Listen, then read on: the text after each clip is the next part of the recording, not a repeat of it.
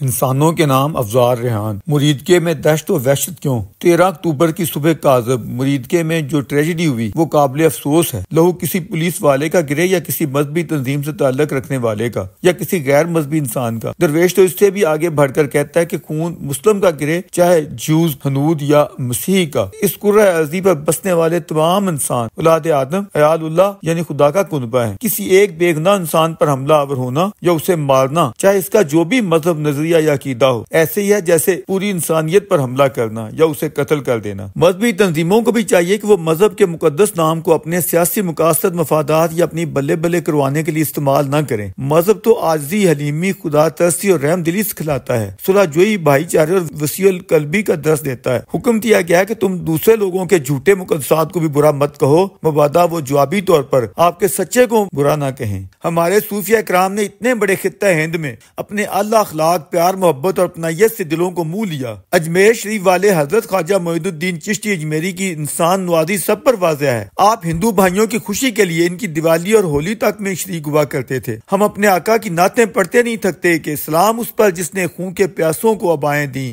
سلام اس پر جس نے گالیاں سن کر دعائیں دیں، سلام اس پر جس نے گنہگاروں کو فرمایا کہ یہ میرے ہیں۔ بلا شبہ آقا نے جنگیں کی، اگرچہ وہ ساری دفاعی تھی، مگر کب؟ جب ایک اتھارٹی، ایک ریاست قائم کر لی۔ جب تک یہ نہیں ہوا آپ 13 سالہ طویل مکی دور ملاحظہ فرما لیں، مظالم سہے، مارے کھائیں، کبھی کسی کو جوابی طور پر بھی ہاتھ اٹھانے کی اجازت نہیں دی۔ ثابت ہوا ہتھیار اٹھانا یا جہاد کرنا صرف ریاست کی اتھارٹی ہے، پرائیویٹ جہاد کی دین میں کوئی گنجائش نہیں رکھی گئی۔ اس حوالے سے بڑے بڑے علماء دین کے ساتھ بحثیں کرتے ہوئے درویش کی کتاب جہاد یا دہشت گردی میں تفصیلات قابل ملاحظہ ہیں۔ ریاست کے اندر ریاست بنانے یا باپ کا باپ بننے کی کوشش کسی کو بھی نہیں کرنی چاہیے۔ کوئی شک نہیں کہ ہمارے آئین میں احتجاج کرنا ہر شہری کا حق ہے، لیکن شرط یہ ہے کہ وہ پرامن ہو۔ جبکہ ہم دیکھتے ہیں کہ آج کے ترقی یافتہ دور میں ہر کسی کے پاس کیمرے والا موبائل موجود ہے، ہر واقعے کی ویڈیوز بن رہی ہوتی ہیں۔ مذہبی جتھے لے کر جب آپ نکلتے ہیں اور سامنے آنے والی سرکاری املاک کو بے دردی سے توڑ پھوڑ رہے ہوتے ہیں، اگر باوردی پولیس والا ہتھے چڑھ گیا تو اس پر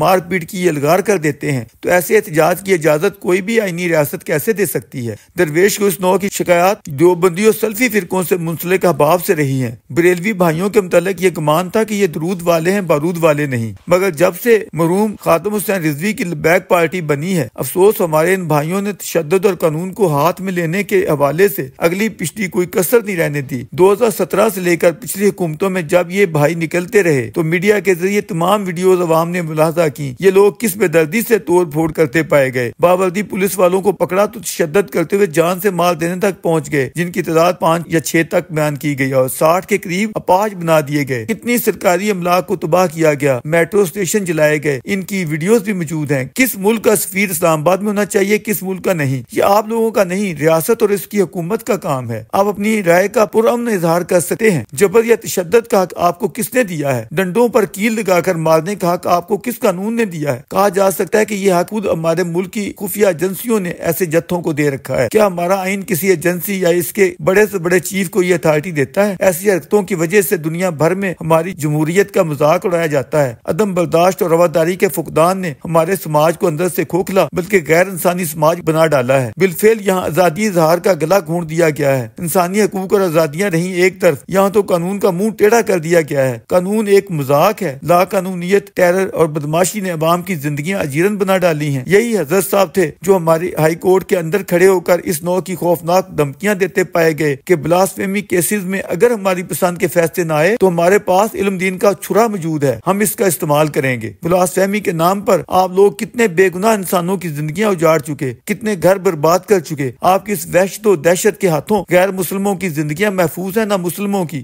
اب جب قانون کا شکنجہ آپ کی طرف بڑھا ہے تو آپ نے مقدس ہستی کا نام لے لے کر دہائیاں ڈالنی شروع کر دی کہ اے آقا ہماری مدد کو آئیں۔ آپ لوگوں کو اتنا تو معلوم ہونا چاہیے کہ اس آقا نے اپنی بدترین بلاسفیمیاں کرنے والے عبداللہ ابن ابی کے ساتھ اس کی موت پر بھی کیا اس نے سلوک روا رکھا، اپنے صحابہ کو لے کر خود اس کی نماز جنازہ پڑھائی، کفن کے لیے اپنا جبہ مبارک پیش کیا۔ اس آقا کے نام کو آپ لوگ اپنی متشدد کارروائیوں کے ذریعے بدنام کرنے کی کوشش کیوں کرتے ہو؟ وزیر دفاع خواجہ آصف نے کتنی خوبصورت بات کہی، یہ کہ مذہب کے کے نام پر جتھے بنانے اور سڑکیں بند کر کے عوام کو یرغمال بنانے سے بڑی توہین مذہب اور کیا ہوگی؟ وفاقی وزیر حسن اقبال پوچھ رہے ہیں کہ جب غزہ میں مکمل جنگ بندی اور امن کے بعد فلسطینی عوام خوشی سے ناچ رہے ہیں اور جنگجو تنظیم حماس نے بھی ٹرمپ امن منصوبہ قبول کر لیا ہے، تو پاکستان کی سڑکوں پر ایک مذہبی تنظیم جو دو بس سوئی رہی جذباتی نعرے لگا کر کیوں انتشار پیدا کر رہی تھی؟ یہ کس کی سہولت کاری کر رہی تھی؟ حسن اقبال صاحب، اس کی تحقیق خود حکومت کو کرنی چاہیے کہ ٹی ایل پی بغیر خفیہ اشاروں کے سڑکوں پر نہیں نکلتی، کہیں ایسے تو نہیں کہ اندر خانے جنرل آصم منیر کا کوئی بدخواہ بڑا ان کی قیادت کے ساتھ خفیہ رابطے میں ہو، کہیں تو کسی نے اکسایا ہوگا، ورنہ بے وقتی راگنی اور باسی کڑی میں بال کیوں؟ آپ لوگوں کو سن 17 کا فیض آباد میں وہ دھرنا بھی یاد ہوگا جو جمہوری حکومت کی چولیں ہلانے کے لیے کیا گیا تھا، جس کے خلاف قاضی فائز عیسیٰ نے تاریخ ساز فیصلہ صادر فرمایا۔ وہ جوتا بھی یاد ہوگا جو نواز شریف پر جامعہ نعیمیہ میں پھینکا گیا، وہ سیاہی جو خواجہ آصف کے منہ پر پھینکی گئی، وہ گولی جو آپ کو لگی۔ میڈیا میں یہ سوال پوچھا جا رہا ہے کہ ایک جہاد مولوی صاحب جو 30,000 کی تنخواہ پر ملازم تھے، ان کا لڑکا پڑھائی میں آگے نہ بڑھ سکا تو اسے رکشہ بنا دیا، آج اس کے گھر سے کروڑوں کی ملکی اور غیر ملکی کرنسی کے ساتھ اتنا بھاری سونا کیسے برآمد ہو رہا ہے؟ تو کیا مذہب کے اس وپار کا مدعا سمجھ نہیں آ جانا چاہیے؟ ہمارے لوگ مذہبی چورن پر کس قدر پھول بنائے جا سکتے ہیں؟ پبلک کے سامنے سر دھڑ کی بازی لگانے کا کہہ کر مدینہ شریف چایا کفن باندھ رہے ہیں، لیکن موقع ملتے ہی پلو سے چہرہ چھپا کر پیروکاران کو بے یارو مددگار چھوڑ پتلی گلی سے نکل جاتے ہیں، اور پھر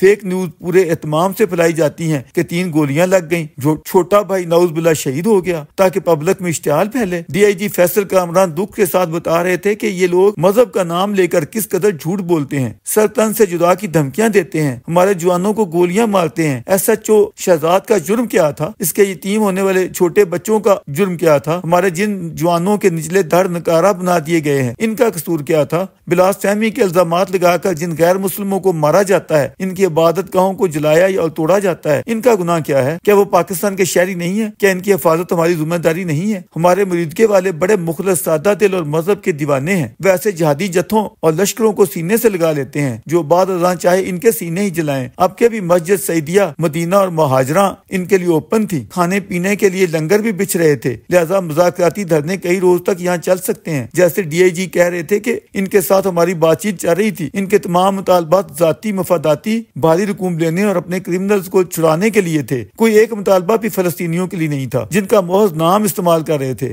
حقائق جو بھی ہیں، اصل مجرم خود ہماری حکومتیں یا طاقتور ہیں۔ یہ لوگ آخر ایسے متشدد جنونی مذہبی جتھوں کو خود کیوں پروان چڑھاتے ہیں، خود ہی بناتے اور پھر مٹاتے ہیں؟ عوام کا نام تو ان کی نظروں میں جیسے بھیڑ بکریاں ہیں۔ ہمارے عوام کو بھی چاہیے کہ وہ مذہبی جنونیت کی پہچان کر لیں، ان کے بہکاوے میں نہ آئیں۔ ہمارے عام آدمی کا اصل ایشو اس کی روزی روٹی ہے، مہنگائی، غربت اور ظلم و زیادتی سے چھٹکارا ہے، سماج میں عزت کے ساتھ جینا ہے۔ سرکار کو اس میں سہولت کار بننا چاہیے، نہ کہ متشدد جتھوں کو پالنے میں۔